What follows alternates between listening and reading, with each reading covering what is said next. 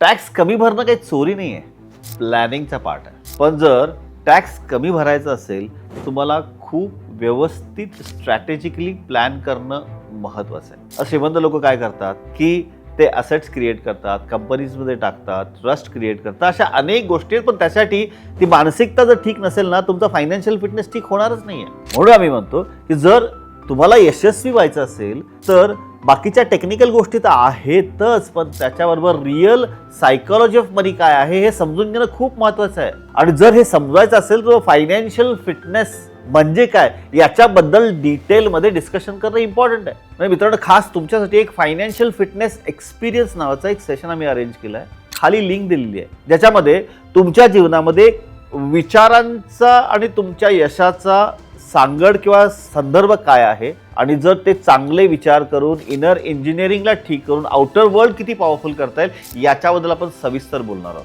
जर तुम्हाला आत्ता जिथे आहात त्याच्यापेक्षा नेक्स्ट लेवलला जायचं असेल तर हा वेबिनार अटेंड करणं तुमच्यासाठी बंधनकारक आहे. Register and come inside the webinar.